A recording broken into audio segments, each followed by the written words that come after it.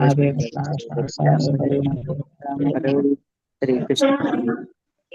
हरे राम हरे राम राम राम हरे हरे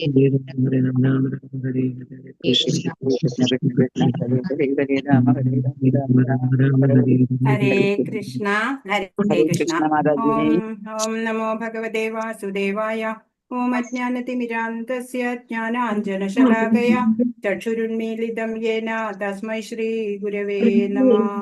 श्रीचैतन्यमनोभीष्टं स्थापितं येन भूतले स्वयं रूपकदा मह्यं ददाति स्वपदान्तिकम्। वन्देऽहं श्रीगुरो श्रीयुतपदकमलं श्रीगुरो वैष्णवांश्च श्रीरूपं साग्रजातं सहगण रघुनाथान्वितं तं सजीवं साद्वैतं सावधूतं परिजनसहितं कृष्णचैतन्यदेवं श्रीराधा कृष्णपादान् सहगणललिता श्रीविशाखान्वितांश्च। हे कृष्णा करुणा सिन्धो दीनबन्धो जगत्पते गोपेश गोपिकान्त राधाकान्त नमोऽस्तुते। तप्तकाञ्चन गौराङ्गी श्रीराधे वृन्दावनेश्वरी वृषभानुसुते देवी प्रणमामि हरिप्रिये। जय श्री कृष्णा चैतन्य प्रभु नित्यानंद श्री अद्वैत गदाधर श्रीवासादि गौर भक्तवृंदा। हरे कृष्ण कृष्ण कृष्ण हरे हरे हरे राम राम राम हरे हरे। श्री श्री राधा गोविंद की जय। श्रील प्रभुपाद की जय। गुरु महाराज की जय। हरे कृष्णा हरे कृष्ण माताजी। हरे कृष्ण हरे कृष्ण ഹരേ കൃഷ്ണ. ശ്രീ ശ്രീ രാധാ ഗോവിന്ദ് ടെമ്പിൾ ഇസ്കോൺ മാംഗ്ലൂരിൽ നിന്നുള്ള ഭഗവത്ഗീത പഠനത്തിലേക്ക് എല്ലാവർക്കും സ്വാഗതം. എല്ലാവർക്കും പ്രണാമം. നമ്മൾ ഇന്നലെ 14 ശ്ലോകങ്ങളാണ് നമ്മളിവിടെ കർമ്മയോഗത്തിലെ കണ്ടത്. കർമ്മണ്യേവാധികാരസ്തേ മാ ഫലേഷു കഥാചന. കർമ്മം എങ്ങനെ ചെയ്യണം? നമ്മള് ഭഗവത് അർപ്പണമാക്കിക്കൊണ്ട് ചെയ്യണം എല്ലാ കർമ്മവും, അല്ലെ? ഭഗവാനിൽ മനസ്സൂന്നിക്കൊണ്ട് കർമ്മങ്ങൾ ചെയ്യണം.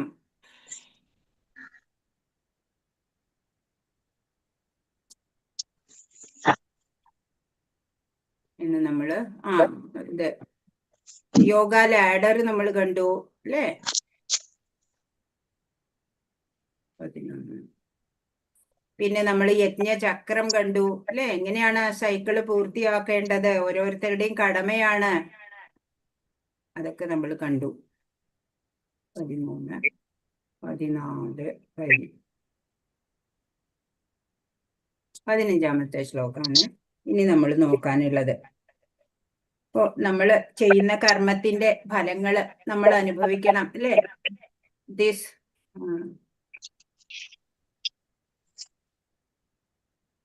This life is the preparation to next life എന്ന് നമുക്കറിയാം, അല്ലെ? ഇപ്പോ നമ്മൾ ചെയ്യുന്ന ആ കർമ്മഫലങ്ങൾ അനുസരിച്ചാണ് ഇനി ഒരു ശരീരം നമുക്ക് ലഭിക്കാൻ പോകുന്നത്, ഇനി ഒരു ജന്മം നമുക്ക് ലഭിക്കുന്നത് നമുക്കറിയാം. അപ്പോ നമ്മൾ എന്ത് വേണം? നല്ല കോഷ്യസ് ആയിരിക്കണം, അല്ലെ? ഈ മനുഷ്യ ജന്മത്തിന്റെ മൂല്യം മനസ്സിലാക്കിക്കൊണ്ട് നല്ല ജാഗ്രതയോടെ നമ്മൾ ജീവിക്കണം, അല്ലെ? ഉദ്ദേശ ലക്ഷ്യങ്ങൾ എന്താണ്? ഈ മനുഷ്യ ശരീരത്തിലിരുന്നാല് ആ പദപ്രാപ്തി, അതിനുവേണ്ടി ശ്രമിക്കണം. ഇപ്പോ ഒരു വിത്ത് പൊട്ടി മുളയ്ക്കുന്നത് പോലെയാണ് നമ്മൾക്ക് കർമ്മഫലം നമ്മൾ ഓരോരുത്തരിലും വന്നു ചേരുന്നത്. ചെയ്യുന്ന തെറ്റിന് ഉടനെ അല്ല ഫലം ലഭിക്കുക, അനേക ജന്മത്തിന് ശേഷമായിരിക്കും ഒരുപക്ഷെ ഫലം ലഭിക്കുന്നത്. ഇപ്പോ ധൃതരാഷ്ട്രരുടെ 100 മക്കള് മരിക്കുന്നുണ്ട്. മഹാഭാരത യുദ്ധം നമുക്ക് കഥ അറിയാം. അപ്പൊ എന്തുകൊണ്ടാണ് ഇങ്ങനെ എന്ന് ശ്രീകൃഷ്ണനോട് ചോദിക്കുകയാണ്. അപ്പോഴേ കൃഷ്ണൻ പറഞ്ഞു, 50 ജന്മം മുമ്പ് അങ്ങ് ഒരു പക്ഷിയെ അമ്പെയ്യുന്നുണ്ടായിരുന്നു, പക്ഷികളെ. അങ്ങനെ പക്ഷികൾ പറന്നു പോയാല് അങ്ങ് ദേഷ്യം വന്നിട്ട് മുട്ടകളൊക്കെ തട്ടിയെടുത്തിട്ട് നശിപ്പിക്കും. അങ്ങനെ അങ്ങ് 100 മുട്ടകൾ നശിപ്പിച്ചു. അപ്പോഴ് അതിന്റെ ഫലാണ് എന്ന് പറഞ്ഞു. അപ്പൊ ധൃതരാഷ്ട്രർ ചോദിച്ചു, അതെന്താണ് ഈ 50 ജന്മം കഴിഞ്ഞിട്ട് ഫലം അനുഭവിക്കുന്നത് എന്ന്. അപ്പൊ പറഞ്ഞു, 50 ജന്മം പുണ്യം ചെയ്യേണ്ടി വന്നു 100 പുത്രന്മാരുണ്ടാവാൻ. അങ്ങനെ അതുകൊണ്ടാണ്. അപ്പോ ഓരോന്നും നമ്മൾക്ക് അനുഭവിച്ചേ മതിയാവുള്ളൂ. നമ്മൾ ചെയ്യുന്ന ഓരോ കർമ്മത്തിനുള്ള ഫലം നമ്മൾ അനുഭവിച്ചേ മതിയാവുള്ളൂ. പക്ഷെ ഭഗവാനിൽ ശരണാഗതി ചെയ്തു കഴിഞ്ഞാല് നമ്മുടെ കർമ്മഫലങ്ങള് ഒക്കെ ഇല്ലാണ്ടാവും. പക്ഷെ ഭഗവാനിൽ ശരണാഗതി ചെയ്യാൻ എപ്പോഴേ സാധിക്കുള്ളൂ? ഭഗവാനെ കുറിച്ച് ജ്ഞാനം ഉണ്ടാവണം. അങ്ങനെയുള്ള ഒരു ഭക്തൻ പിന്നെ പാപകർമ്മങ്ങളൊന്നും ചെയ്യില്ല. എല്ലാ കർമ്മങ്ങളും ഭഗവാന്റെ ഹിതത്തിന് മാത്രമേ ചെയ്യുള്ളൂ, ഭഗവാന്റെ നിർദ്ദേശാനുസരണേ ചെയ്യുള്ളൂ. അതുകൊണ്ട് തന്നെ അയാൾക്ക് പിന്നെ പാപഭാരങ്ങളൊന്നും ഉണ്ടായിരിക്കില്ല. അതാണ് അതിന്റെ ലോജിക്. ഹരേ കൃഷ്ണ. 15ാമത്തെ ശ്ലോകം. കർമ്മ ബ്രഹ്മോദ്ഭവം വിദ്ധി ബ്രഹ്മാക്ഷരസമുദ്ഭവം തസ്മാൽ സർവഗതം ബ്രഹ്മ നിത്യം യജ്ഞേ പ്രതിഷ്ഠിതം. വേദങ്ങളിൽ നിയന്ത്രിത കർമ്മവിധികൾ വിവരിച്ചിട്ടുണ്ട്. പരമ ദിവ്യോത്തമ പുരുഷനിൽ നിന്ന് നേരിട്ട് ഉത്ഭവിച്ചതാണ് വേദങ്ങൾ. അതിനാൽ സർവവ്യാപകമായ അതീന്ദ്രിയ സത്ത യജ്ഞകർമ്മങ്ങളിലാണ് എന്നും കുടികൊള്ളുന്നത്.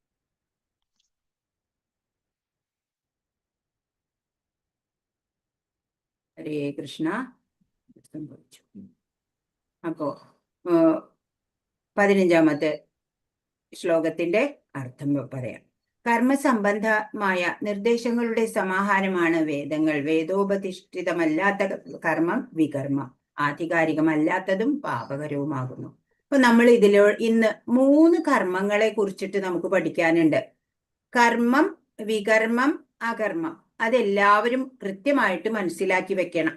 കർമ്മം എന്ന് പറഞ്ഞാല് വേദോപദിഷ്ടമായിട്ടുള്ള കർമ്മങ്ങള്, വേദവിഹിതമായിട്ടുള്ള കർമ്മങ്ങള്, വേദങ്ങൾ അനുശാസിക്കുന്ന കർമ്മങ്ങള്, അതല്ലെങ്കിൽ സ്വധർമ്മം, ശരിയായ രീതിയിൽ സ്വധർമ്മം അനുഷ്ഠിക്കുന്നത്, അതിനെ കർമ്മം എന്നാ പറയാ. ഇനി വികർമ്മം എന്ന് പറഞ്ഞാലോ വേദോപദിഷ്ഠിതമല്ലാത്ത കർമ്മം, ഇപ്പൊ ചെയ്യരുതാത്തത്, അങ്ങനെയുള്ള കർമ്മങ്ങള് വികർമ്മം എന്ന് പറയും. ഇനി ഒന്നുണ്ട് അകർമ്മം. അതെന്താണ്? അതാണ് ഏറ്റവും ശ്രേഷ്ഠമായത്. എല്ലാം ഭഗവാനായിക്കൊണ്ട് കർമ്മം ചെയ്യുക, ഭക്തിയുത സേവനം ചെയ്യുക, ജപം ചെയ്യുക, അതൊക്കെയും ആ കർമ്മമാണ്. അതിന് പാപഫലങ്ങളില്ല, പാപമോ പുണ്യമോ ഒന്നുമില്ല. അകർമ്മം. അപ്പോ കർമ്മം, വികർമ്മം, അകർമ്മം അത് കൃത്യമായിട്ട് ഒരാൾ മനസ്സിലാക്കണം. അതേ രീതിയിൽ കർമ്മം ചെയ്യണം. അപ്പൊ കർമ്മം എന്താണ്?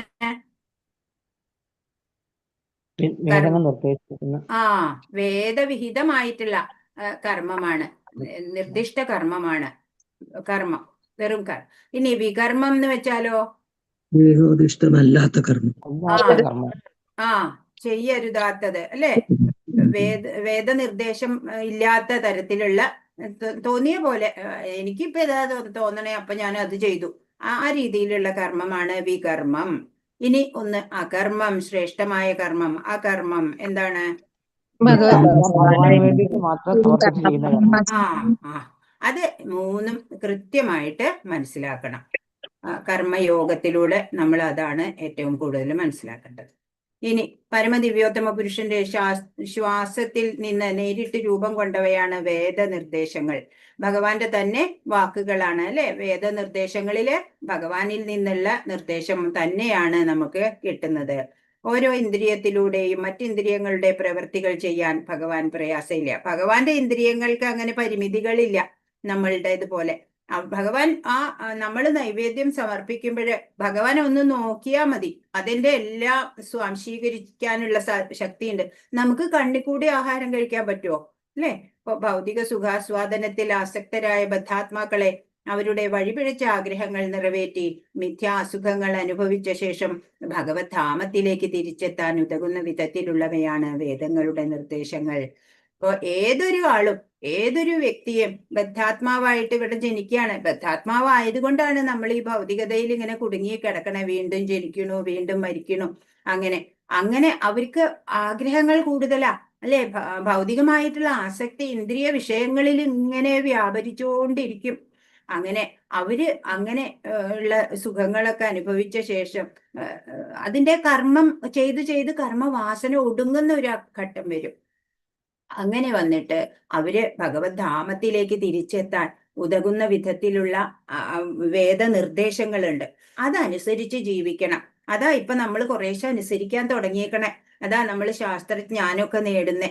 അങ്ങനെ ശാസ്ത്രജ്ഞാനം നേടി എങ്ങനെ ഭഗവാനെ കുറിച്ചിട്ട് ജ്ഞാനം സമ്പാദിക്കണം, ഏത് വിധത്തില് ഭഗവാന്റെ ഹിതകരമായ പ്രവർത്തനങ്ങൾ കർമ്മങ്ങൾ കാഴ്ചവെക്കാൻ നമുക്ക് സാധിക്കും, അതൊക്കെ നമ്മൾ മനസ്സിലാക്കിയിട്ട് ഭഗവാന്റെ നിർദ്ദേശാനുസരണം ഓരോ കർമ്മവും ചെയ്യണം. അതല്ലെങ്കിൽ നമ്മൾ വീണ്ടും വീണ്ടും ഇവിടെ ബദ്ധരായിട്ട് കുടുങ്ങിക്കിടക്കേണ്ടി വരും. 16 ഏവം പ്രവർത്തിതം ചക്രം നാനുവർത്തയതീഹയ ആഘായുരിന്ദ്രിയാരാമോ മോഹം പാർത്ഥ സജീവതി.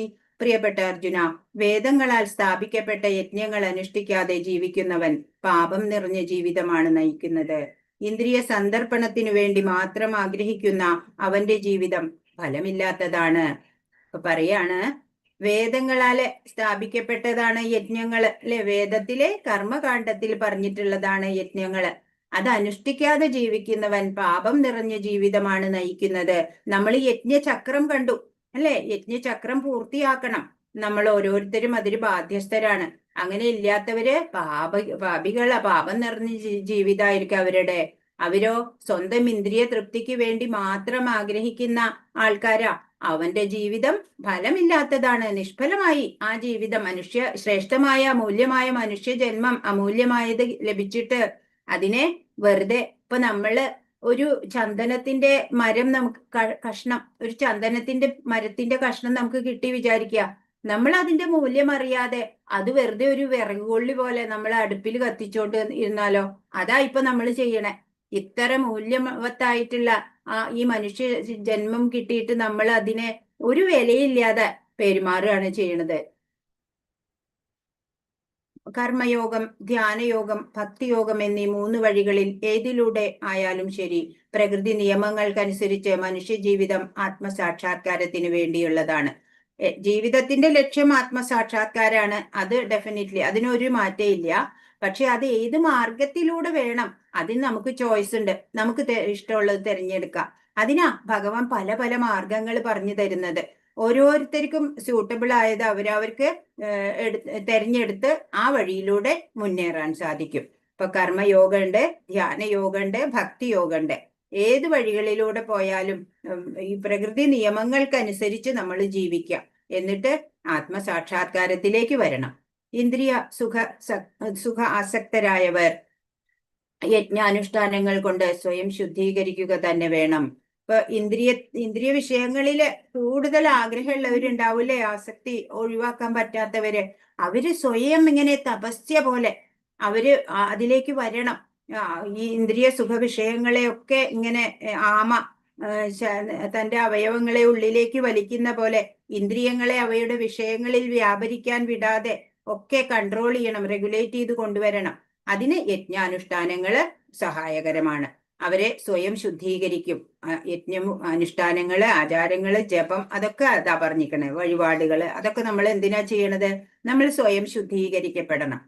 യജ്ഞാനുഷ്ഠാനത്തിൽ പരിശീലനം സിദ്ധിച്ചവർ തീർച്ചയായും കൃഷ്ണാവബോധം നേടും. യജ്ഞാദികൾ ചെയ്തിട്ടും കൃഷ്ണാവബോധം ഉദിക്കുന്നില്ലെങ്കിൽ അത്തരം വൈദിക വിധികൾ വെറും സന്മാർഗ നിയമങ്ങളായേ കരുതാൻ കഴിയൂ.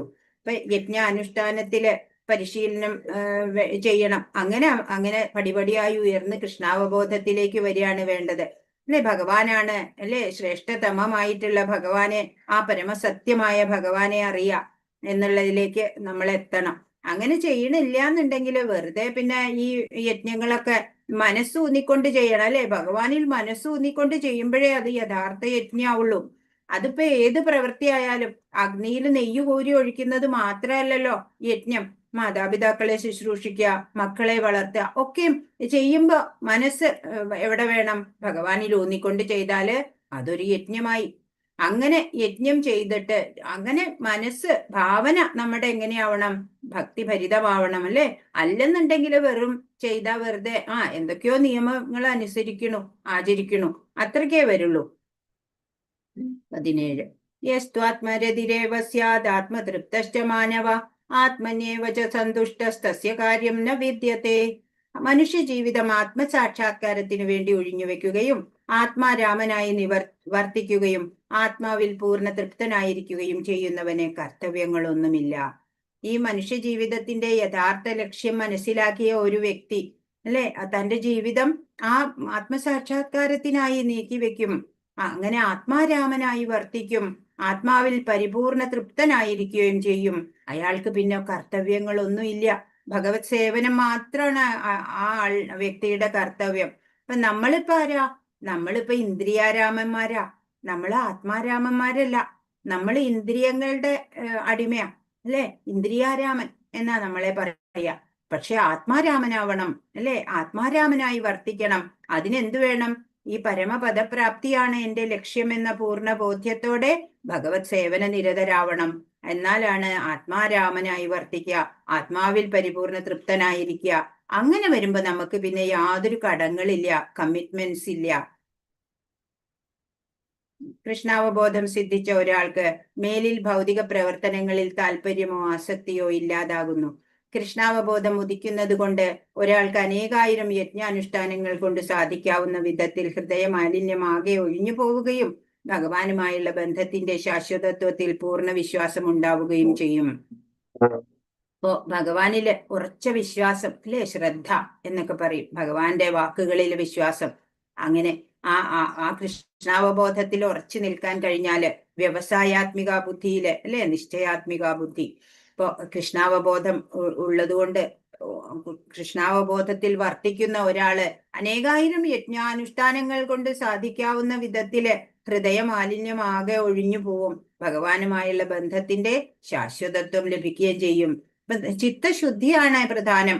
അതിനാ നമ്മൾ ഈ ഓരോ യജ്ഞങ്ങള് തപസ്സുകളൊക്കെ ചെയ്യുന്നത്. ചിത്തം ശുദ്ധമാവണം. അപ്പോഴേ നമ്മുടെ മനസ്സില് ഭഗവാന് സ്ഥാനം കൊടുക്കാൻ സാധിക്കുള്ളൂ. അല്ലാണ്ട് മലിനമായ മനസ്സിൽ ഭഗവാൻ ഇരിക്കില്ല. 18 നൈവ തസ്യ കൃതേനാർത്ഥോ നാകൃതേനേഹ കശ്ചന ന ചാസ്യ സർവഭൂതേഷു കശ്ചിദർത്ഥവ്യപാശ്രയ. ആത്മസാക്ഷാത്കാരം ലഭിച്ചവന് തനിക്ക് വിധിക്കപ്പെട്ട കർത്തവ്യം നിറവേറ്റുന്നത് കൊണ്ട് നേടാനായിട്ടൊന്നുമില്ല. അത് ചെയ്യാതിരിക്കാൻ ഒരു കാരണവുമില്ല. അവന് മറ്റൊരു ജീവിയെയും ആശ്രയിക്കേണ്ടതുമില്ല. അപ്പൊ അങ്ങനെ ഭഗവാനിൽ മാത്രം ആസക്തി വെച്ച് കർമ്മങ്ങൾ ചെയ്തുകൊണ്ടിരിക്കുന്ന ഒരാള് തനിക്ക് വിധിക്കപ്പെട്ട കർത്തവ്യം നിറവേറ്റും മാത്രമേ ഉള്ളൂ. അതിൽ നിന്ന് ഒരു നേട്ടവും പ്രതീക്ഷിക്കണില്ല. അങ്ങനെ ചെയ്യാതിരിക്കാനും കാരണമില്ല. ഇപ്പൊ ഇവിടെ എക്സാമ്പിൾ ആരാ? അർജുനനാ, അല്ലെ? തന്റെ സ്വധർമ്മം ചെയ്യാതെ പിന്തിരിയാൻ ശ്രമിക്കുകയാണ് അർജുനൻ, അല്ലെ? അപ്പോ അത് ചെയ്യാതിരിക്കാനും സാധ്യമല്ല ഒരു വ്യക്തിക്ക്. മറ്റൊരു ജീവിയെയും ആശ്രയിക്കേണ്ടതുമില്ല. സ്വയം എല്ലാം ചെയ്യാനുള്ള കഴിവുണ്ട്. കൃഷ്ണാവബോധവാനായ ഭക്തൻ ദേവന്മാരിലോ മനുഷ്യരിലോ അഭയം തേടുകയില്ല. പിന്നെ ആരിലാ അഭയം തേടുക? ഭഗവാൻ കൃഷ്ണനില് മാത്രമാണ് അഭയം, അല്ലെ? ശരണാഗതി ചെയ്താൽ പിന്നെ വേറെ ആരും വേണ്ട. ആത്മജ്ഞാനിക്ക് വിധിവിഹിതമായ ഒരു കർമ്മവും ചെയ്യേണ്ട ബാധ്യതയില്ല. അങ്ങനെയുള്ള ആള് എല്ലാ കർത്തവ്യങ്ങളും നിറവേറ്റുന്നത് ഭഗവാനിൽ മനസ്സൂന്നിക്കൊണ്ടാണ്. അതുകൊണ്ട് തന്നെ മറ്റൊരു കർമ്മവും ബാധ്യതയും ഒന്നും അയാൾക്ക് ഇല്ല. 19 തസ്മാദസക്ത സതതം കാര്യം കർമ്മ സമാചര അസക്തോ ഹ്യാചരൻ കർമ്മ പരമാപ്നോതി പൂരുഷ. അതുകൊണ്ട് കർമ്മഫലകാംക്ഷ കൂടാതെ കടമ എന്ന നിലയ്ക്ക് കർത്തവ്യം നിറവേറ്റുക. നിഷ്കാമ പ്രവർത്തനം ഭക്തനെ പരമപദത്തിലെത്തിക്കും. ഇപ്പൊ നമ്മൾ എന്തേ ചെയ്യേണ്ടു? ഫലകാംക്ഷ കൂടാതെ കടമയാണ് എന്ന നിലയ്ക്ക് എല്ലാ കർത്തവ്യങ്ങളും നിറവേറ്റുക. ആഗ്രഹിക്കേണ്ട, അല്ലെ? ഫലം ആഗ്രഹിക്കേണ്ട, കർത്തവ്യം നിറവേറ്റുക. അത് എന്റെ കർത്തവ്യമാണ് എന്ന നിലയ്ക്ക് നമ്മളുടെ ഓരോ കർമ്മവും ചെയ്യുക. ഇപ്പൊ ഓരോരുത്തർക്കും സ്വധർമ്മം വ്യത്യസ്തമാണ്, അല്ലെ? ഗൃഹസ്ഥക്ക് വേറെയാണ്, ഗൃഹസ്ഥന് വേറെയാണ്, മകന് വേറെയാ, മകൾക്ക് വേറെയാ, അമ്മയ്ക്ക് വേറെ, അച്ഛന് വേറെ. ഓരോരുത്തർക്കും അവരവരുടെ സ്വധർമ്മം നിർവഹിക്കാനുണ്ട്. അതൊക്കെയും ഫലം ആഗ്രഹിക്കാതെ കടമ ആണ് എന്റെ എന്നുള്ള നിലയ്ക്ക് കർത്തവ്യം നിറവേറ്റുക. നിഷ്കാമ പ്രവർത്തനം ഭക്തനെ പരമപദത്തിലെത്തിക്കും. അങ്ങനെ ചെയ്ത് ആ നിഷ്കാമമായിട്ടുള്ള നമ്മുടെ പ്രവർത്തനം നമ്മളെ പരമപദത്തിലേക്ക് എത്തിക്കും. പരമപദം എന്നാൽ ഭക്തന്മാർക്ക് ഭഗവാനും അവ്യക്തികവാദികൾക്ക് മുക്തിയുമാണ്. അപ്പൊ നമ്മൾക്ക് എന്താണ് പരമപദം എന്ന് വെച്ചാ? ഭഗവാനെ കിട്ടുക, ഭഗവത് പ്രാപ്തി. എന്നാല് അവ്യക്തിഗതവാദികളുണ്ട്, മായാവാദികൾ എന്നൊക്കെ പറയും. അവര് വ്യക്തി രൂപത്തിലല്ല ഭഗവാനെ ആരാധിക്കുന്നത്. അവർക്ക് മുക്തിയാണ് ആവശ്യം, അവരെ മുക്തിയാണ് ആഗ്രഹിക്കുക. അത് കിട്ടും അവർക്കും. ഒരു നല്ല മനുഷ്യനോ അഹിംസാ നിരതനോ ആകണമെന്നത് വ്യക്തിപരമായ ആഗ്രഹമാണ്. ഭഗവത് പ്രീതിക്കായി പ്രവർത്തിക്കുക എന്നത് ഫലകാംക്ഷ കൂടാതെയുള്ള കർമ്മവും ഇതാണ് ഭഗവാനാൽ ഉപദേശിക്കപ്പെട്ട ഉത്കൃഷ്ടമായ കർമ്മം. അപ്പൊ ഒരു വ്യക്തി അഹിംസാ നിരതനാവണം, അല്ലെ? അത് വ്യക്തിപരമായ ആഗ്രഹം. അഹിംസ അല്ലെങ്കിലും പാടില്ല, നമുക്കറിയാം. ഭഗവത് പ്രീതിക്കായിട്ട് വേണം എല്ലാ കർമ്മവും ചെയ്യാൻ. ഫലകാംക്ഷ കൂടാതെ, ഫലം ആഗ്രഹിക്കാതെ ഉള്ള കർമ്മം ചെയ്യുകയും വേണം. ഇതാണ് ഭഗവാൻ ഉപദേശിക്കപ്പെട്ട ഉത്കൃഷ്ടമായ കർമ്മം. അപ്പൊ ഏതാണ് ഉത്കൃഷ്ടമായ കർമ്മം? ആ കർമ്മം എന്ന് പറയുന്ന കർമ്മം ഏതാണ്? ഇപ്പൊ അഹിംസാ നിരതനാകണം, പിന്നെയോ ഭഗവത് പ്രീതിക്കായിട്ട് പ്രവർത്തിക്കണം, ഫലകാംക്ഷ കൂടാതെ കർമ്മങ്ങളെല്ലാം ചെയ്യണം. അങ്ങനെയുള്ള ആളാണ് അകർമ്മി, ആ കർമ്മം ചെയ്യുന്ന ആള്. 20 കർമ്മണൈവ ഹി സംസിദ്ധി മാസ്ഥിതാ ജനകാദയ ലോകസംഗ്രഹമേവാപി സംപശ്യൻ കർത്തുമർഹസി. ജനകൻ മുതലായ രാജാക്കന്മാർ തങ്ങൾക്ക് വിധിച്ച കർമ്മങ്ങൾ മാത്രം അനുഷ്ഠിച്ച് പരിപൂർണതയിൽ എത്തിച്ചേർന്നു. അതിനാൽ സാമാന്യ ജനങ്ങളെ പഠിപ്പിക്കുന്നതിനായി നീ കർമ്മം ചെയ്യേണ്ടിയിരിക്കുന്നു. പറയാണ്, നീ ഇങ്ങനെ ഒളിച്ചോടുകയല്ല വേണ്ടത്, നീ കർത്തവ്യം നിറവേറ്റുക തന്നെ വേണം അർജുന എന്ന് ഭഗവാൻ പറയാണ്. ജനകൻ രാജഋഷിയാണ് ജനക മഹാരാജാവ്. ജനക മഹാരാജാവിന്റെ ആ ധാർമ്മികമായ പ്രവൃത്തി, അല്ലെ, അദ്ദേഹത്തിന്റെ ആ ഭക്തി എല്ലാം ശ്രീശുക ബ്രഹ്മർഷി പോലും അദ്ദേഹത്തിന്റെ അടുത്ത് വന്ന് ശിഷ്യത്വം സ്വീകരിച്ചു എന്നാ പറയാ. അപ്പൊ ജനക മഹാരാജാവ് രാജഋഷി ആയിട്ടുള്ള തങ്ങൾക്ക് വിധിച്ച കർമ്മങ്ങൾ മാത്രം അനുഷ്ഠിച്ചിട്ട് പരിപൂർണതയിൽ എത്തിച്ചേർന്നവരാ. രാജഭാരം ഒക്കെ ഏറ്റെടുത്ത് ചെയ്യുമ്പോഴും എല്ലാം ഭഗവാനിൽ മനസ്സൂന്നിക്കൊണ്ട് ചെയ്ത് അങ്ങനെ പരമപദ പ്രാപ്തിയിലെത്തിയ ആ മഹാത്മാക്കളാണ്. സാമാന്യ ജനങ്ങളെ പഠിപ്പിക്കുന്നതിനായിട്ടെങ്കിലും നീ കർമ്മം ചെയ്യേണ്ടിയിരിക്കുന്നു അർജുന എന്ന് ഭഗവാൻ പറയാണ്. ഇപ്പൊ നമ്മള് ഭക്തരെന്താ ചെയ്യേണ്ടത്? കൃഷ്ണന് നൈവേദ്യം സമർപ്പിച്ചതിന് ശേഷം മാത്രം പ്രസാദമായിട്ട് കഴിക്കുക, അല്ലെ? ഇപ്പൊ ശരീരത്തിനെ ആത്മീയമായി പോഷിപ്പിക്കാൻ ഇതിന് സാധിക്കും. പാപം നശിക്കും, നമ്മുടെ ഭൗതിക സഹജമായ അശുദ്ധി ഒന്നും ബാധിക്കില്ല. നമ്മുടെ നിലനിൽപ്പിനായിട്ട് ഇപ്പോ കൃഷി കൊണ്ടുള്ള ഉൽപ്പന്നങ്ങളൊക്കെ വേണം, നമ്മൾ കണ്ടു. അതിന് മഴ വേണം. മഴ ഇന്ദ്രൻ, സൂര്യൻ, ചന്ദ്രൻ, വരുണൻ എന്ന് ഉള്ള ഭഗവത് കിങ്കരന്മാരൊക്കെയാണ് നമുക്ക് തരുന്നത്. അവരെ ആശ്രയിച്ചിട്ടാണ് നമ്മൾ കിട്ടുന്നത്. യജ്ഞങ്ങൾ കൊണ്ട് നമ്മൾ ഇവരെയും പ്രസാദിപ്പിക്കണം എന്നെല്ലാം നമ്മൾ കണ്ടു.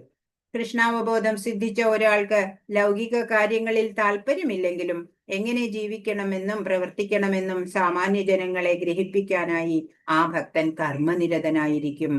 ഇപ്പോ കൃഷ്ണാവബോധത്തിലുള്ള ഒരാള് ലൗകിക കാര്യങ്ങൾ താല്പര്യത്തോടെ അല്ല ചെയ്യുക, കർത്തവ്യമാണ്, അല്ലെ? സ്വധർമ്മം ചെയ്തേ മതിയാവൂ എന്നുണ്ടെങ്കിൽ അത് ചെയ്യുന്നു. അതല്ലാതെ അതിൽ ആസക്തിയോ ഫലത്തിൽ കാംക്ഷയോ ഒന്നുമില്ല. സാമാന്യ ജനങ്ങള്, അല്ലെ, ഒരു ലീഡറായിട്ടുള്ള ഒരാള്, മാതൃകയായിട്ടുള്ള ഒരാള് കർമ്മം ചെയ്യാതിരിക്കരുത്. അങ്ങനെ സാമാന്യ ജനങ്ങളെ ഗ്രഹിപ്പിക്കാനായിട്ട് ഒരു ഭക്തൻ കർമ്മനിരതനായി കാണപ്പെടും. അപ്പോഴും അദ്ദേഹം ലൗകികതയിലല്ല വർത്തിക്കുന്നത്. അദ്ദേഹത്തിന്റെ മനസ്സെവിടെയാ? ഭാവന. അതാണ്, അല്ലെ? ഭാവന ഈശ്വരാർപ്പണമാണ്. അതുകൊണ്ട് കർമ്മനിരതനായിട്ട് തോന്നും, സാധാരണ ലൗകികനായിട്ട് നമുക്ക് തോന്നും. പക്ഷേ അദ്ദേഹത്തിന്റെ പ്രവൃത്തി ഉയർന്ന തലത്തിലാണ്. ഭൗതികതയിൽ നിന്നൊക്കെ പോയി അലൗകിക തലത്തിലുള്ള പ്രവൃത്തിയായിരിക്കും. ജനകനെ പോലുള്ളവർ ആത്മസാക്ഷാത്കാരം ലഭിച്ചവരായതിനാൽ വൈദിക വിധിപ്രകാരമുള്ള അനുഷ്ഠാനങ്ങളുടെ ആവശ്യമില്ലായിരുന്നു. എങ്കിലും സാമാന്യ ജനങ്ങൾക്ക് മാതൃക കാണിക്കാൻ വേണ്ടി വിധിവിഹിതങ്ങളായ അനുഷ്ഠാനങ്ങളെല്ലാം അവർ ചെയ്തു പോന്നു.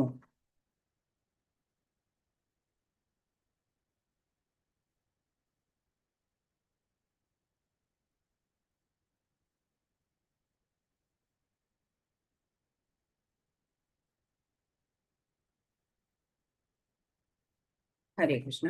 21ാമത്തെ ശ്ലോകം. യദ്യതാചരതി ശ്രേഷ്ഠ തത്തദേവതരോജന സയത് പ്രമാണം കുരുതേ ലോകസ്തനുവർത്തതേ. ഒരു ശ്രേഷ്ഠനായ വ്യക്തി എന്തു തന്നെ ചെയ്താലും സാധാരണ ജനങ്ങൾ അദ്ദേഹത്തെ അനുകരിക്കുന്നു. മാതൃകാപരങ്ങളായ പ്രവൃത്തികളിൽ അദ്ദേഹം സ്വീകരിക്കുന്ന മാനദണ്ഡങ്ങളെ ലോകമൊട്ടാകെ ആദരിക്കുന്നു. എന്താ ചെയ്യണ്ടേ?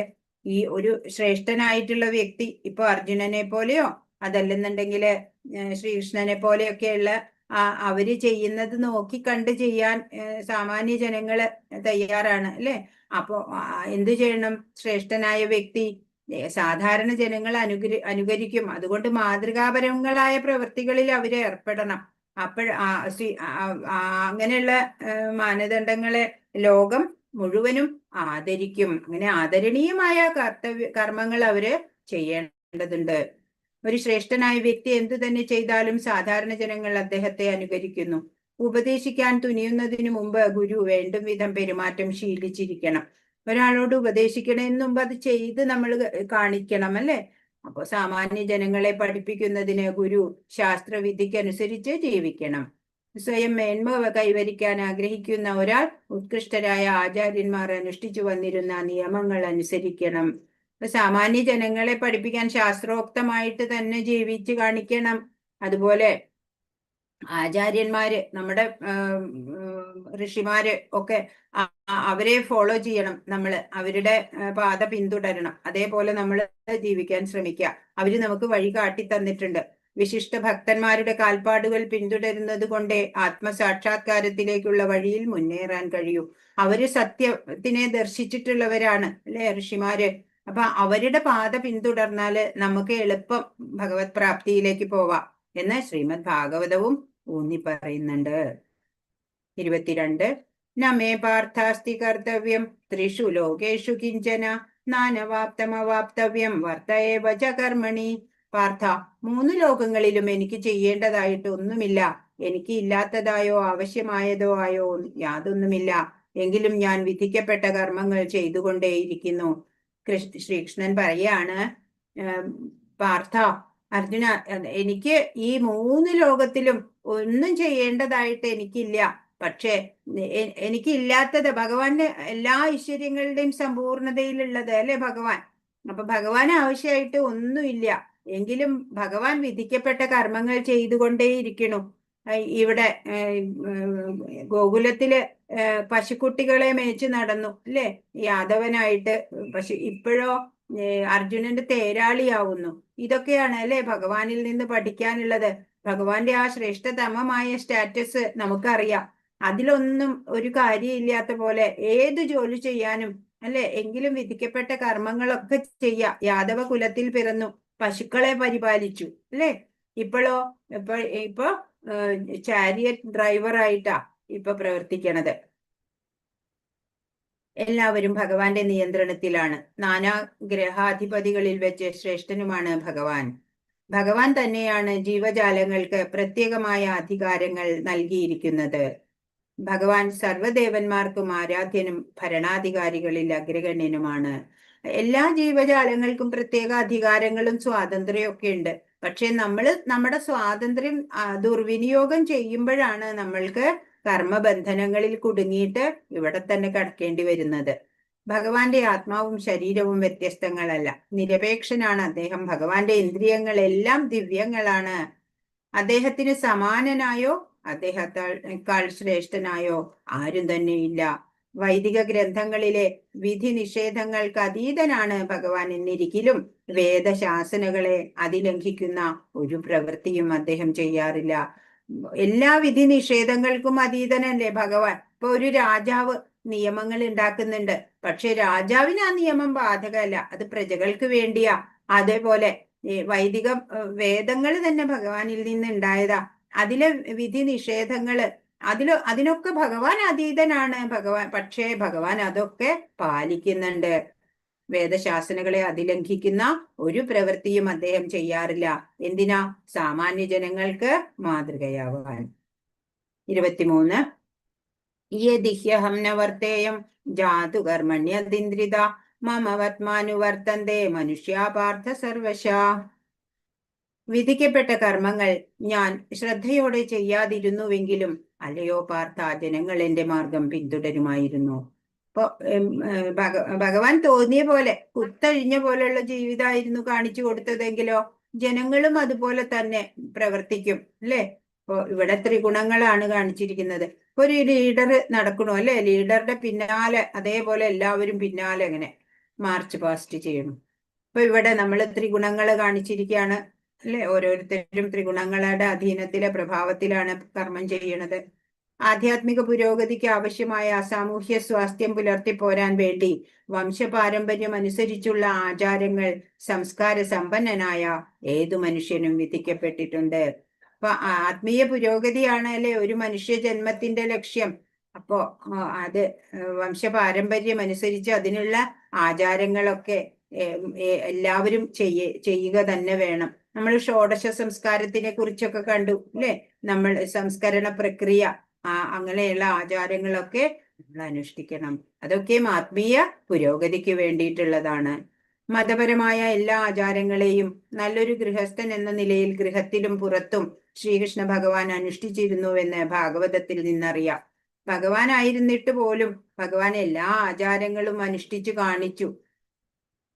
24 ഉത്സീതേയുരിമേ ലോക ന കുര്യാം കർമ്മചേദഹം ശങ്കരസ്യ ച കർത്താസ്യാം ഉപഹന്യാമി മാ പ്രജ. ഞാൻ കർത്തവ്യം നിർവഹിക്കാതിരുന്നാൽ ഈ ലോകങ്ങളെല്ലാം നാശമടയും. അനാവശ്യമായ ജനപ്പെരുപ്പത്തിന് ഞാൻ കാരണമായി തീരും. അങ്ങനെ ജീവജാലങ്ങൾക്കെല്ലാം സമാധാനം നഷ്ടപ്പെടുകയും ചെയ്യും. ഭഗവാൻ കർത്തവ്യം ചെയ്ത് കാണിച്ചില്ലെങ്കിലോ ലോകം തന്നെ നശിക്കണ അവസ്ഥയാവും. അങ്ങനെ അനാവശ്യമായിട്ടുള്ള ജനപ്പെരുപ്പ് ഉണ്ടാവുക, അങ്ങനെ ജീവജാലങ്ങളുടെ സമാധാനം തന്നെ നഷ്ടപ്പെട്ട സ്ഥിതിയാവും. സമൂഹത്തിന്റെ സമാധാനം ഭഞ്ജിക്കുന്ന അനാവശ്യമായ ജനപ്പെരുപ്പമാണ് വർണ്ണസങ്കരം. കുത്തഴിഞ്ഞ ജീവിതം നയിക്കും ആളുകള്. അങ്ങനെ വർണ്ണസങ്കരത്താലുള്ള കുട്ടികൾ പിറക്കും. ധാർമ്മിക നിയമങ്ങൾ പൊതുവെ അവഗണിക്കപ്പെടുമ്പോൾ ഭഗവാൻ അവതരിച്ച് സമൂഹത്തിന്റെ തെറ്റ് തിരുത്തുന്നു. കാലം വരുമ്പോ അധാർമികത വളരുമ്പോൾ ഭഗവാൻ അവതരിക്കുന്നുണ്ട്. അദ്ദേഹത്തിന്റെ നിർദ്ദേശങ്ങളെ അനുസരിക്കണം, പക്ഷെ അദ്ദേഹത്തെ ഒരിക്കലും അനുകരിക്കേണ്ടതില്ല. ശ്രീമദ് ഭാഗവതം പറയുന്നു.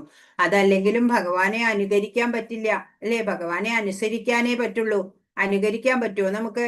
ഇപ്പോ ഗോവർദ്ധനോദ്ധാരണം നമുക്ക് അനുകരിക്കാൻ സാധിക്കില്ല. പക്ഷെ ശ്രീരാമചന്ദ്ര പ്രഭുവെ നമുക്ക് അനുകരിക്കാൻ പറ്റും അല്ലെ. മര്യാദാ പുരുഷോത്തമനായിട്ട് ഉള്ള വ്യക്തിയായി കാണിച്ചു തന്നു. എന്നാൽ ശ്രീകൃഷ്ണനെ ഒരാൾക്കും അനുകരിക്കാൻ പറ്റില്ല, അനുസരിക്കാൻ മാത്രമേ പറ്റുള്ളൂ. ഭഗവാന്റെയും അദ്ദേഹത്താൽ നിയുക്തരായവരുടെയും ഉപദേശങ്ങൾ അനുസരിക്കുകയേ ഒരാൾ ചെയ്യേണ്ടത്. ഭഗവാനെ അനുസരിക്കാം. പിന്നെ ഭഗവാനാൽ നിയുക്തരായവര് എന്ന് പറഞ്ഞാല് ഇപ്പൊ നമ്മുടെ ഒക്കെ ആചാര്യന്മാരെ, ആത്മീയ ആചാര്യൻ ശ്രീല പ്രഭുപാദ് ഒക്കെ, അവരെയൊക്കെ നമ്മൾ അനുസരിക്കുക. അത് ദൈവത്തിന്റെ പ്രതിനിധി തന്നെയാണ് അവര്. നമ്മുടെ നന്മയ്ക്ക് ഉതകുന്നതാണ് അവരുടെ ഉപദേശങ്ങൾ.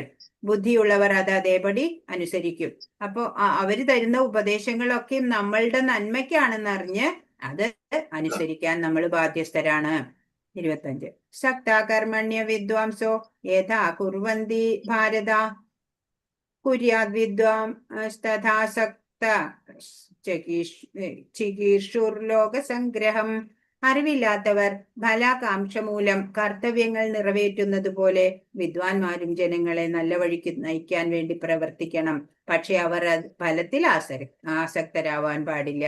ഇപ്പൊ അറിവില്ലാത്ത ആളുകള് അല്ലെ, സാമാന്യ ജനങ്ങള് ഫലകാംക്ഷ കൊണ്ട് കർത്തവ്യങ്ങൾ നിറവേറ്റും. എന്താ ചെയ്യണം? അവര് ഫലം കാക്ഷിച്ചിട്ടാ എനിക്ക് ഇന്നത് കിട്ടും എന്ന് വിചാരിച്ചിട്ട് കർമ്മം ചെയ്യുകയാണ് അവര് ചെയ്യണത്. അതുപോലെ വിദ്വാൻമാര് അത് പറഞ്ഞ് മനസ്സിലാക്കി കൊടുക്കണം. എന്ന് വെച്ചാൽ ഗുരുക്കന്മാര്, അറിവുള്ളവര് ജനങ്ങളെ നല്ല വഴിക്ക് നയിക്കാൻ പ്രവർത്തിക്കണം. പക്ഷെ അവരും ആചാര്യന്മാരും ഫലത്തിൽ ആസക്തരായിട്ട് ചെയ്യരുത്. അപ്പോഴവരും ബന്ധനസ്ഥരാവും. കൃഷ്ണാവബോധമുള്ളവനും അതില്ലാത്തവനും തമ്മിലുള്ള വ്യത്യാസം ആഗ്രഹങ്ങളുടെ കാര്യത്തിലാണ്. നമ്മളുടെ മനോഭാവം അതാണ് മാറ്റേണ്ടത്. നമ്മളുടെ ഇപ്പൊ ഇതുവരെയുള്ള ഇതുണ്ടല്ലോ, ആറ്റിറ്റ്യൂഡ് ഉണ്ടല്ലോ, അത് ചെറുതായിട്ടൊന്ന് ഷിഫ്റ്റ് ചെയ്യേണ്ടി വരും നമ്മള് അല്ലെ. കൃഷ്ണാവബോധമുള്ളവനും അതില്ലാത്തവനും തമ്മിലുള്ള വ്യത്യാസം എന്താണെന്ന് അറിഞ്ഞ് നമ്മളൊന്ന് ചെറുതായിട്ട് നമ്മുടെ ഭാവന, നമ്മുടെ മനസ്സൊക്കെ ഒന്ന് മാറ്റണം. നമ്മുടെ മനോഭാവം ഒന്ന് മാറ്റാം. കൃഷ്ണാവബോധമുള്ള ആൾ അതിന്റെ വളർച്ചയ്ക്ക് ഉതകാത്തതായ ഒരു കർമ്മവും ചെയ്യില്ല അല്ലെ. ഒരു ഭക്തൻ, ഭഗവാനിലെ പൂർണ്ണ ശ്രദ്ധയുള്ള ഒരു വ്യക്തിയാണെന്നുണ്ടെങ്കിൽ ഭഗവാന് ഹിതമല്ലാത്ത ഒരു കർമ്മവും ചെയ്യില്ല അല്ലെ. ഒരു അജ്ഞൻ ചെയ്യുന്ന കർമ്മം സ്വന്തം ഇന്ദ്രിയ പൂർത്തിക്കായിരിക്കും, എന്നാൽ ഭക്തൻ ഭഗവാന്റെ പ്രീതിക്ക് വേണ്ടിയും ആയിരിക്കും. ഒരു അറിവില്ലാത്ത ആള്, ഭഗവാനെ കുറിച്ച് അറിഞ്ഞുകൂടാത്ത ആള് സ്വന്തം ഇന്ദ്രിയ പൂർത്തിക്ക് ഇങ്ങനെ പ്രയത്നം ചെയ്തുകൊണ്ടിരിക്കും. എന്നാൽ ഭക്തൻ അങ്ങനെയല്ല, ഭഗവാൻ സന്തോഷിക്കണം എന്നാഗ്രഹിച്ച് പ്രവർത്തിക്കും. അതുകൊണ്ട് കർമ്മം ചെയ്യേണ്ടത് എങ്ങനെയെന്നും അതിന്റെ ഫലങ്ങൾ കൃഷ്ണാവബോധത്തിന് ഉപയോഗപ്പെടുത്തേണ്ടത് എങ്ങനെയെന്നും ഭക്തന്മാർ ജനങ്ങൾക്ക് കാണിച്ചു കൊടുക്കണം. ഹരേ കൃഷ്ണ. 26 ന ബുദ്ധിഭേദം ജനയേത്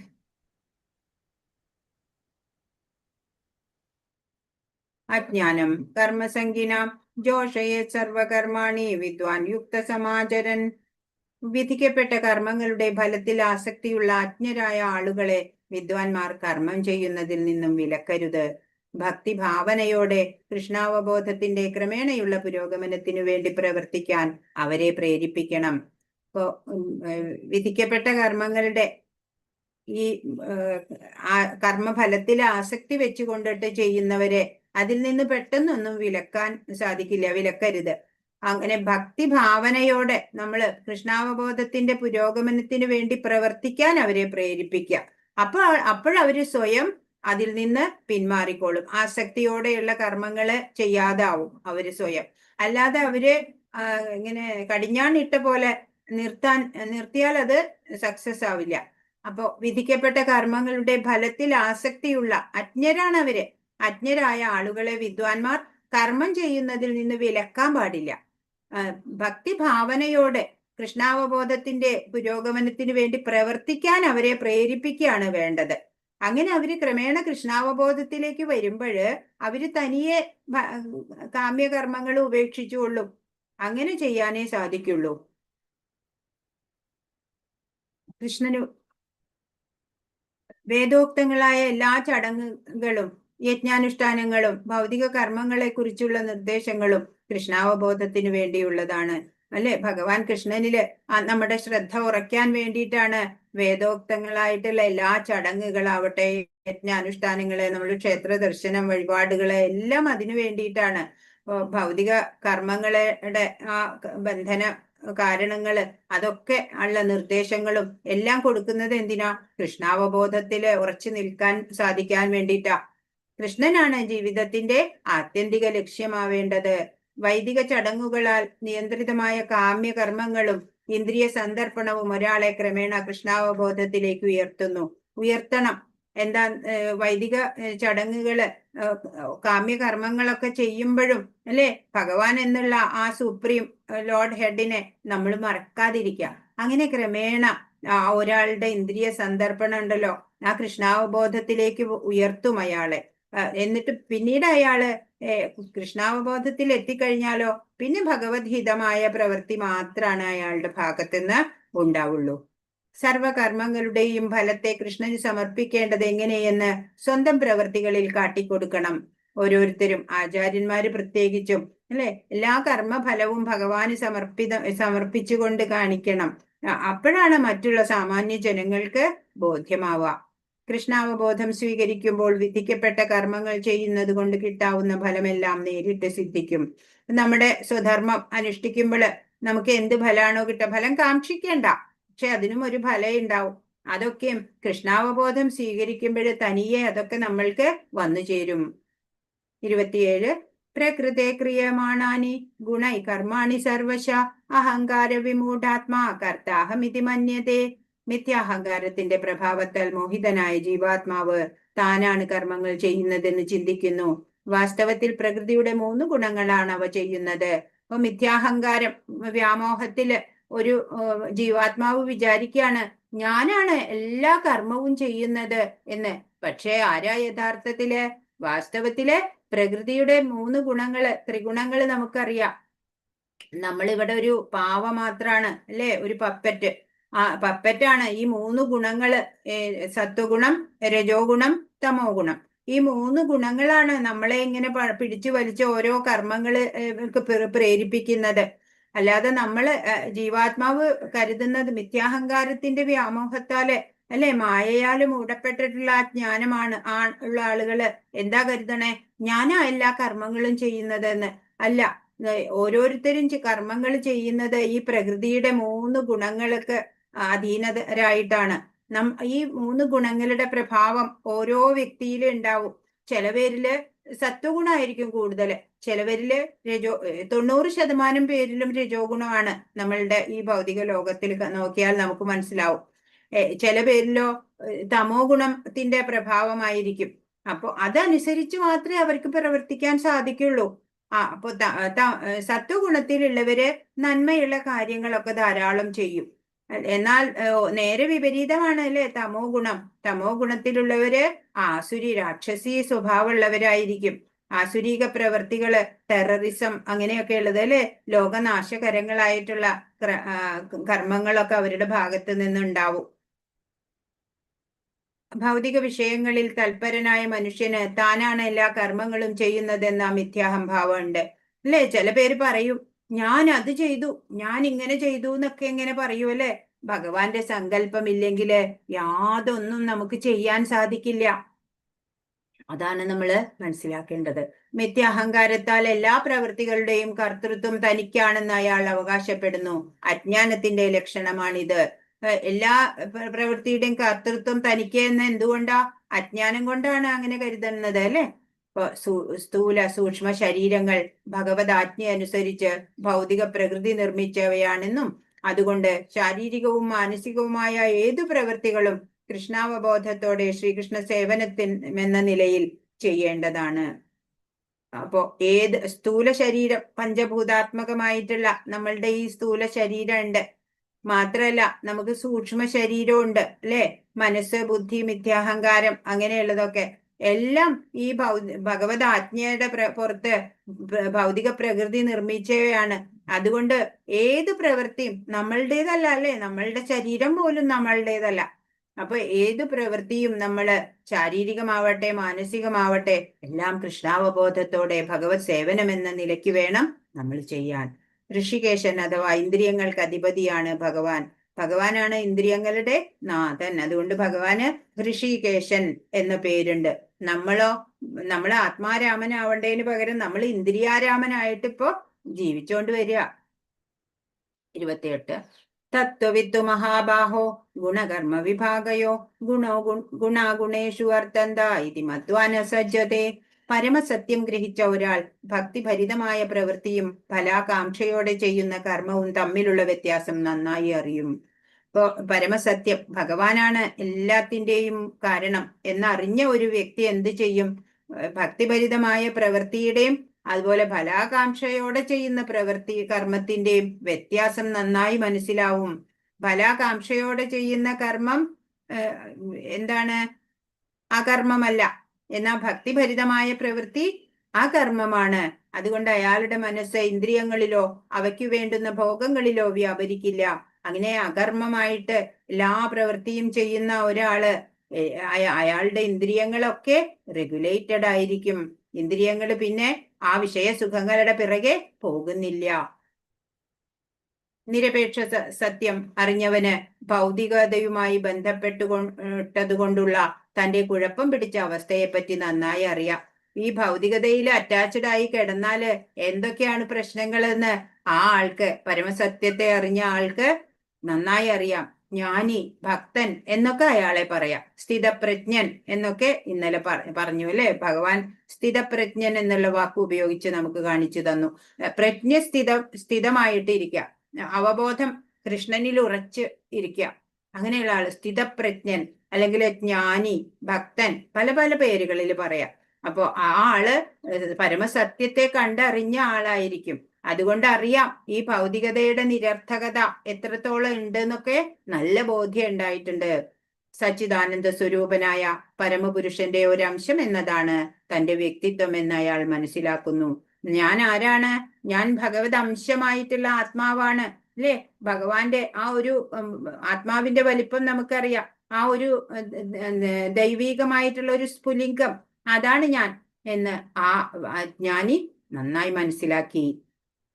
തന്റെ ഭൗതിക ജീവിതാവസ്ഥ തികച്ചും ഭഗവാന്റെ നിയന്ത്രണത്തിന് അധീനമാണെന്ന് അറിയാവുന്നത് കൊണ്ട് ഭൗതിക പ്രതിപ്രവർത്തനങ്ങൾ ഒരിക്കലും അയാളെ അലട്ടാറില്ല. ഇപ്പൊ ഈ ഭൗതികാവസ്ഥ എന്തിന്റെ പേരില? ഭഗവത് നിയന്ത്രണത്താലാണ് അല്ലെ. അത് നന്നായി അറിയാം. എല്ലാം ഇവിടെ നടക്കുന്നത് ഭഗവാന്റെ സങ്കല്പം അനുസരിച്ച് മാത്രാണ്. ഇപ്പൊ ഒരു ഉദാഹരണം, ടിപ്പിക്കൽ എക്സാമ്പിൾ പറയുകയാണെന്നുണ്ടെങ്കിൽ, ഒരു കേമനായ മിടുക്കനായ ഡോക്ടർ അല്ലെ, ആള് ഇങ്ങനെ നന്നായി പഠിച്ചു വന്നു, MD DM അല്ലെ, സൂപ്പർ സ്പെഷ്യാലിറ്റിയും ഫെലോഷിപ്പും എല്ലാം കഴിഞ്ഞ് കേമനായിട്ട് പ്രവൃത്തി ചെയ്തുകൊണ്ടിരിക്കുന്നു. അപ്പോള് ആളോട് ചോദിക്കുക, വന്ന വഴികള്, ഇന്റർവ്യൂ ഒക്കെ എടുക്കും അല്ലെ, ഇതുവരെ കടന്നു വന്ന വഴികള് എങ്ങനെയായിരുന്നു? അപ്പോ അദ്ദേഹം പറയും, വളരെ ടൈം ടേബിൾ പ്രകാരം ഞാൻ പഠിച്ചു, വളരെ കൃത്യനിഷ്ഠയോടെ ഞാൻ 18 മണിക്കൂർ പഠിച്ചുകൊണ്ടിരുന്നു. അങ്ങനെ അതൊക്കെ സത്യം തന്നെയാണ്. പക്ഷേ ഈശ്വര സങ്കല്പം അവിടെ നടപ്പിലാക്കപ്പെടുകയാണ് ചെയ്തത്. അതല്ലാതെ എന്റെ കഴിവ് കൊണ്ട് അങ്ങനെ ഒരാളും വിചാരിക്കരുത്. അപ്പോ എല്ലാം ഇവിടെ നടക്കുന്നത് ഈശ്വര സങ്കല്പത്താലാണ്. ചില പേര് ഉന്നത നിലയിലെത്തും, ചില പേരോ അല്ലെ. ഇപ്പൊ ഒരു എക്സാമ്പിൾ നോക്കിയാൽ അറിയാം. ഒരു ഹോട്ടലില് ചായ ഒക്കെ കൊണ്ടു കൊടുത്ത് പാത്രമൊക്കെ കഴുകി വെച്ച ആള് കാണാം, പിന്നീട് കുറച്ചു നാൾക്ക് ശേഷം ഒരു ഹോട്ടലിന്റെ ഓണറായിട്ട് മാറും അല്ലെ. അങ്ങനെയും സംഭവിക്കാം. എല്ലാം എന്താണ്? ഭഗവാന്റെ സങ്കല്പം അവിടെ നടപ്പിലാക്കപ്പെടുകയാണ്. അങ്ങനെ ആ ഭഗവാന് ഹിതകരമായ പ്രവൃത്തി ഏത് ലോവർ ലെവലിലുള്ളവര് ചെയ്താലും അവർക്ക് അതിന്റെ നന്മ ലഭിക്കുക തന്നെ ചെയ്യും. അപ്പോ പരമസത്യത്തെ ബ്രഹ്മം, പരമാത്മാവ്, ഭഗവാൻ എന്നിങ്ങനെ 3 ഭാവങ്ങളിൽ അറിയുന്നവനെ തത്വവിത്ത് എന്ന് ശ്രീമദ് ഭാഗവതം വിളിക്കുന്നു. തത്വവിത്ത് ആരാണ്? ആ 3 ഭാവങ്ങളില് ആ പരമസത്യത്തിനെ മനസ്സിലാക്കുക, ആ ആളാണ് തത്വവിത്ത്. 29 പ്രകൃതിർ ഗുണസമ്മൂഢ സജ്ജന്തേ ഗുണകർമ്മസു താൻ കൃഷ്ണവിദോ മന്ദാൻ കൃഷ്ണവിന്ന വിചാലയേത്. പ്രകൃതിയുടെ ത്രിഗുണങ്ങളാൽ മോഹിതരായി അജ്ഞാനികൾ ഭൗതിക കർമ്മങ്ങളിൽ വ്യാപൃതരാകുന്നു. തന്മൂലം അവയിൽ ആസക്തരാവുകയും ചെയ്യുന്നു. അറിവില്ലായ്മ കൊണ്ട് അധമമായ പ്രവൃത്തികളിൽ ഏർപ്പെട്ടിരിക്കുന്ന അവരെ അഭിജ്ഞന്മാർ വിക്ഷുബ്ധരാക്കരുത്. ഇപ്പൊ ഈ ഗുണങ്ങളാൽ മോഹിതരായിട്ടാണ് അക്രമ പ്രവൃത്തികളോ അല്ലെങ്കിൽ തിന്മയുള്ള പ്രവൃത്തികളൊക്കെ ആ കർമ്മങ്ങളിൽ വ്യാപൃതരാവുന്നത്. അതുകൊണ്ട് അതില് അവര് ആസക്തരാവും അല്ലെ. എങ്ങനെയും അധാർമികമായിട്ട് ധനം സമ്പാദിച്ചുകൊണ്ടിരിക്കുന്ന ആൾക്ക് പിന്നെയും അതുപോലെ തന്നെ ധനം സമ്പാദിക്കണം. അങ്ങനെ അധമമായിട്ടുള്ള ഓരോ പ്രവൃത്തികളില് പല പ്രവൃത്തികളിൽ ഏർപ്പെട്ടിരിക്കുന്ന അവരെ, ജ്ഞാനികളായിട്ടുള്ളവര് വിക്ഷുബ്ധരൊന്നും ആക്കാൻ നിൽക്കരുത് എന്ന് അവര് സ്വയം കണ്ടറിഞ്ഞ് മാറ്റം വരുത്തണം അല്ലെ. പ്രകൃതിയുടെ ത്രിഗുണങ്ങളാൽ മോഹിതരായി അജ്ഞാനികൾ ഭൗതിക കർമ്മത്തിൽ വ്യാപൃതരാകുന്നു. തന്മൂലം അവയിൽ ആസക്തരാവുകയും ചെയ്യുന്നു. ഇപ്പൊ ഓരോരുത്തരുടെയും ഗുണത്തിന്റെ പ്രഭാവം നമ്മൾ പറഞ്ഞു അല്ലെ. ചിലവര് സത്വഗുണത്തിലുള്ളവര് ആ കർമ്മമായിട്ട് എല്ലാ പ്രവൃത്തിയും ചെയ്തോളും, ആരും നിർദ്ദേശമൊന്നും കൊടുക്കണ്ട. എന്നാല് രജോ ഗുണികളാണ് 90% പേരും. അവർക്ക് ഈ ഭൗതികതയിൽ ആസക്തി ഉണ്ടാവും. ഓരോരോ ആഗ്രഹങ്ങൾക്ക് അവസാനം ഇല്ല. കൂടുതൽ അധ്വാനിക്കുക, എങ്ങനെയും പണം സമ്പാദിക്കുക, അങ്ങനെയുള്ള രജോ ഗുണികള്. അവരെ ഒന്നും നമ്മൾ കൺട്രോൾ ചെയ്യാനൊന്നും പോകണ്ട. പിന്നെ തമോ ഗുണികള് അല്ലെ, നാശകരങ്ങളായ പ്രവൃത്തികള്, മറ്റുള്ളവർക്ക് ഉപദ്രവകരങ്ങളായതൊക്കെ ചെയ്യാൻ തുടങ്ങും അവര്. ശാരീരിക ബോധത്തോട് അത്യന്തം ആകൃഷ്ടനായ ഒരാൾ മന്ദൻ അഥവാ ആത്മാവിനെ കുറിച്ച് ബോധമില്ലാത്ത ഒരു അലസൻ എന്ന് പറയപ്പെടുന്നു. ഇപ്പൊ ഈ ശാരീരികമായിട്ടുള്ള ബോധം മാത്രം ഉണ്ടാവുക അല്ലെ, ആത്മബോധം ഒട്ടുമില്ലാത്ത ആള് ഒരു മൂഢനാണ്. ആത്മസാക്ഷാത്കാരം എന്നത് അവർക്ക് ഒരു കെട്ടുകഥയാണ്. ആത്മീയ ജീവിതത്തെക്കുറിച്ച് അറിവ് നേടിയവർ ഇപ്രകാരം ഭൗതികതയിൽ മുഴുകിയവരെ വഴിമാറ്റാൻ ശ്രമിക്കരുത്. തങ്ങളുടെ ആധ്യാത്മിക പ്രവർത്തനങ്ങളെ നിശബ്ദം തുടർന്നു കൊണ്ടുപോകണം. ഇപ്പൊ ഭഗവാൻ എപ്പോഴും പറയണതാ, ഈ ഭഗവാനെ കുറിച്ച് ശ്രദ്ധ, വിശ്വാസമില്ലാത്തവരെ വഴിമാറ്റി കൊണ്ടുവരാനൊന്നും നമ്മൾ ശ്രമിക്കേണ്ട. അവരങ്ങനെ തന്നെ തുടർന്ന് പോയിക്കോട്ടെ. അവരുടെ സമയമാവുമ്പോ, അവർക്ക് ഇപ്പൊ സമയമായില്ല. ഇപ്പൊ നമ്മളിപ്പോ ഇവിടെ ഭഗവത്ഗീത പഠിക്കാൻ വന്നു അല്ലെ, എത്രയോ പേര്, 100 കണക്കിന് പേര് രജിസ്റ്റർ ചെയ്തു. ക്ലാസ് അറ്റൻഡ് ചെയ്യുന്നത് വളരെ കുറച്ചു പേരാ. കാരണം എന്താ? അവർക്ക് സമയമായില്ല. അവര് സമയമാവുമ്പോഴേ അവർക്ക് വരാൻ പറ്റുള്ളൂ അല്ലെ. അപ്പോ അവര് അങ്ങനെ പോയിക്കോട്ടെ, ആ വഴിക്ക് പോയിക്കോട്ടെ. ഇപ്പൊ ആധ്യാത്മിക പ്രവർത്തനങ്ങളെ നമ്മൾ നിശബ്ദം അത് തുടർന്നു പോരാ, അത്രേ വേണ്ടൂ. മറ്റുള്ളവരെ നന്നാക്കാൻ ശ്രമിക്കേണ്ട. മനുഷ്യവർഗത്തിന് അത്യാവശ്യമാണ് കൃഷ്ണാവബോധ പ്രവർത്തനം. അത് എല്ലാവരും അറിഞ്ഞിരുന്നാൽ നല്ലതാണ് അല്ലെ. ഏറ്റവും നമുക്ക് ശ്രേഷ്ഠമായിട്ടുള്ള ഈ അമൂല്യമായ മനുഷ്യ ജന്മത്തിന്റെ സഫലത എന്താണ്? ഭഗവാനെ അറിയുക എന്നുള്ളത്. ഭഗവാൻ കൃഷ്ണാവബോധ പ്രവർത്തനം കാഴ്ചവെക്കുക എന്നുള്ളതാണ്. ഹരേ കൃഷ്ണ കൃഷ്ണ കൃഷ്ണ ഹരേ ഹരേ, ഹരേ രാമ രാമ രാമ ഹരേ ഹരേ. വാഞ്ചാകൽപതരുഭ്യശ്ച കൃപാ സിന്ധുഭ്യേവ ച പതിതാനാം പാവനേഭ്യോ വൈഷ്ണവേഭ്യോ നമോ നമഃ. अनंत कोटि वैष्णव वृंद की जय, श्रील प्रभुपाद की जय, गुरु महाराज की जय. ഹരേ കൃഷ്ണ. ഇന്ന് പറഞ്ഞതിൽ എന്തെങ്കിലും സംശയം ഉണ്ടെങ്കിൽ ചോദിക്കൂ. 30 മുതൽ നാളെ 30ാമത്തെ ശ്ലോകം മുതൽ നാളെ ചെയ്യാം. എന്തായാലും ഇന്ന് കഴിയില്ല. കർമ്മം എന്താണെന്ന് ഒന്ന് പറയൂ മാതാജി. ഓക്കെ. കർമ്മം എന്ന് പറഞ്ഞാല് ഓരോരുത്തർക്കും ചെയ്യാനുള്ള നിയത കർമ്മങ്ങള്, ഓക്യുപേഷണൽ ഡ്യൂട്ടീസ് എന്ന് പറയും. അത് സ്വധർമ്മം. ഇപ്പൊ ഒരു പുരുഷൻ ഒരു മകനാണ്, ഭർത്താവാണ്, പിതാവാണ്, സഹോദരനാണ്, അല്ലെ? ഓരോ നിലയ്ക്കും ചെയ്യേണ്ടതായ കർമ്മങ്ങള് ഒരാൾക്കുണ്ടാവും. ഒരു സ്ത്രീ ആയി ഒരു മകളാണ്, ഒരു അമ്മയാണ്, ഭാര്യയാണ്, അല്ലെ? സഹോദരിയാണ്, വല്യമ്മ, അമ്മായിയാണ്. അങ്ങനെ പല സ്റ്റാറ്റസില് ചുമതലകൾ ഉണ്ടാവും, ധർമ്മങ്ങൾ ഉണ്ടാവും. അതൊക്കെയും നിർവഹിക്കുമ്പോഴും എല്ലാം നമ്മൾ ഡ്യൂട്ടി, നമ്മുടെ ഒക്യുപേഷണൽ ഡ്യൂട്ടി ചെയ്യണം. അതിനൊക്കെ നിർദ്ദിഷ്ട വിധികളുണ്ട്, അല്ലെ? സാമാന്യ മര്യാദകള് എന്നൊക്കെ നമ്മൾ ലോക്കലി പറയും. അങ്ങനെയുള്ള ആ മര്യാദ പൂർണ്ണമായിട്ട്, ആ സാമാന്യ മര്യാദ കുടുംബത്തിൽ നിലനിർത്തണം, സമൂഹത്തിൽ നിലനിർത്തണം. അപ്പോഴാണ്, അല്ലെ, ആ കെട്ടുറപ്പോടെ സഹകരണത്തോടെ എല്ലാം സ്മൂത്ത് ആയിട്ട് പോവുള്ളൂ. അത് ആ രൂപത്തിൽ ചെയ്യുന്നത് കർമ്മം എന്ന് പറയും. ഒരു കുഴപ്പമില്ലാത്ത രീതിയിൽ എല്ലാം ശരിയായ രീതിയിൽ കൈകാര്യം ചെയ്തുകൊണ്ടുള്ള പ്രവർത്തനം, അത് കർമ്മമാണ്. എന്നാൽ വികർമ്മം എന്ന് പറഞ്ഞാലോ, ഈ ആതങ്കവാദികള്, ആസുര സ്വഭാവങ്ങള്, രാക്ഷസീയമായിട്ടുള്ള പ്രവർത്തികള്, മറ്റു കള്ളന്മാര്, അല്ലെ, മറ്റുള്ളവരെ എന്ത് ഉപദ്രവിച്ചിട്ടാണെങ്കിലും അവർക്ക് നേടണം, അത്ര വിചാരിക്കണം. അങ്ങനെയുള്ളവരൊക്കെ വികർമ്മമാണ് ചെയ്തുകൊണ്ടിരിക്കുന്നത്. വളരെ വലിയ പാപഭാരമാണ് അവർക്ക് വന്നു ചേരാൻ പോകുന്നത്. പിന്നെ ആ കർമ്മം എന്ന് പറഞ്ഞാല് നമ്മൾ സ്വധർമ്മം ചെയ്യണം. എല്ലാവരും ബാധ്യസ്ഥരാണ്. സ്വന്തം കർമ്മത്തിൽ നിന്ന് ഒളിച്ചോടരുത് ആരും. ആ ചെയ്യുമ്പോഴും മനസ്സെവിടെയായിരിക്കണം? ഭാവന എന്തായിരിക്കണം? ഭഗവത് അർപ്പണമായിരിക്കണം ഭാവന. മനസ്സ് ഭഗവാനിൽ ഊന്നിക്കൊണ്ട് വേണം എല്ലാ കർമ്മവും ചെയ്യാൻ. ഇപ്പോ നമ്മള് കുട്ടികൾക്ക് ചോറ് വിളമ്പി കൊടുക്കുന്നത് അതൊരു പൂജയാണ്. പുഷ്പം എടുത്തിങ്ങനെ അർച്ചിച്ചത് കൊണ്ട് മാത്രമല്ല പൂജ.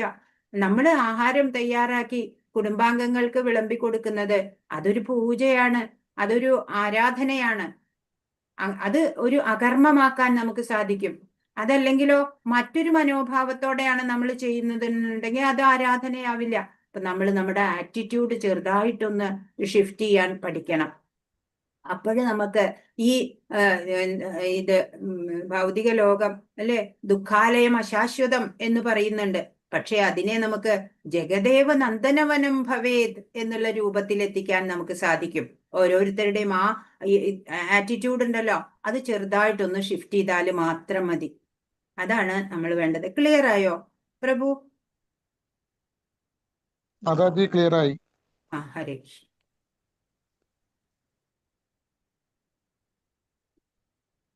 ഹരേ കൃഷ്ണ. വേറെന്തെങ്കിലും മനസ്സിലാവുന്നുണ്ടോ? മനസ്സിലാവുന്നുണ്ട് മാതാജി.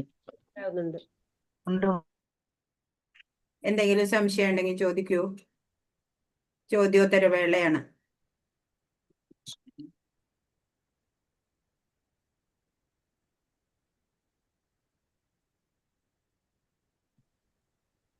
ഹരേ കൃഷ്ണ. ക്വസ്റ്റ്യൻ ആൻസർ നോക്കുന്നുണ്ടോ ഇന്ന്? നോക്കുന്നെങ്കിൽ നോക്കാം മാതാജി, ഇല്ലെങ്കിൽ നാളെ ആയാലും മതി. 30-ന് ശേഷമുള്ള അത് ഇന്ന് നോക്കാൻ പറ്റില്ല. നാളെ നോക്കാം മാതാജി. അപ്പൊ നാളെ ഒന്നിച്ച്. ഓക്കെ, നാളെ നോക്കാം കേട്ടോ. ഹരേ കൃഷ്ണ. വേറെന്തെങ്കിലും ചോദിക്കാനുണ്ടെങ്കിൽ ചോദിക്കൂ.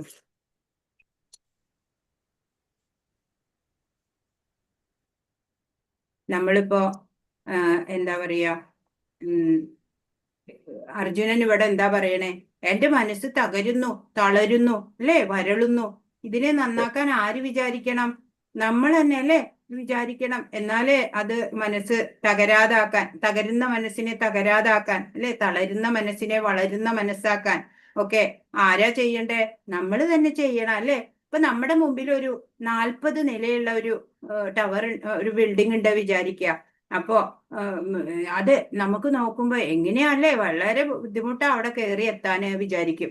ഇപ്പൊ ജീവിതത്തിലെ സമസ്യകളൊക്കെ തന്നെ ഇതുപോലെ തന്നെയാണ്.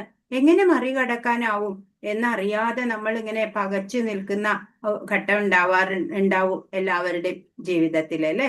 ഇപ്പൊ നമ്മളിപ്പോ വിചാരിക്കുക, ഒരു ഫ്ലൈറ്റിൽ നമ്മൾ മുകളിൽ എത്തുകയാണ് എന്ന് വിചാരിക്കുക. അപ്പോൾ ആ ബിൽഡിങ് വളരെ ചെറുതായിട്ട് നമുക്ക് കാണാൻ പറ്റും, അല്ലെ? അത് ചെറുതാക്കാൻ സാധിച്ചതാണോ? അല്ല. 1000 അടി ഉയരത്തിലെത്തിയതിനാല്, അല്ലെ, നമ്മുടെ ദൃഷ്ടികോൺ, നമ്മുടെ അത് സമസ്യ ചെറുതാക്കിയതാണ്, അല്ലെ? അത് നമുക്ക് പരിതസ്ഥിതിക്ക് മുകളിലൊക്കെ നിയന്ത്രണം കൊണ്ടുവരാൻ സാധിക്കണം. എന്നാൽ ചേതനയുടെ മേൽ നമുക്ക് നിയന്ത്രണം ഉണ്ടാവില്ല. അത് നിസ്സീമാണ് നമ്മുടെ ചേതന എന്ന് പറയുന്നത്. എത്ര വേണമെങ്കിലും അത് വികസിപ്പിക്കാം. ഇപ്പൊ ഭഗവത്ഗീത പറയാണ്, നിങ്ങള് ഈ ചേതനയെ ഒരു ഫ്ലൈറ്റ് എന്ന മാധ്യമത്തിലൂടെ ഉയർത്തണം നമ്മുടെ ചേതനയെ. അപ്പോഴാണ് നമ്മുടെ ചേതന 1000 അടി ഉയരത്തിലെത്തുമ്പോൾ നമുക്ക് വലിയ വലിയ സമസ്യകൾ പോലും ഈ ചേതനയുടെ ഔന്നത്യത്താൽ നമുക്ക് വളരെ ചെറുതായിട്ട് ഓരോ സമസ്യയും അനുഭവപ്പെടും. അപ്പൊ നമ്മുടെ ആറ്റിറ്റ്യൂഡ് മാറും. ഈ സമസ്യ കഠിനമെന്ന് പിന്നെ നമുക്ക് തോന്നില്ല. ഇതാണ് ഗീതാ സന്ദേശം എന്നുള്ളത്.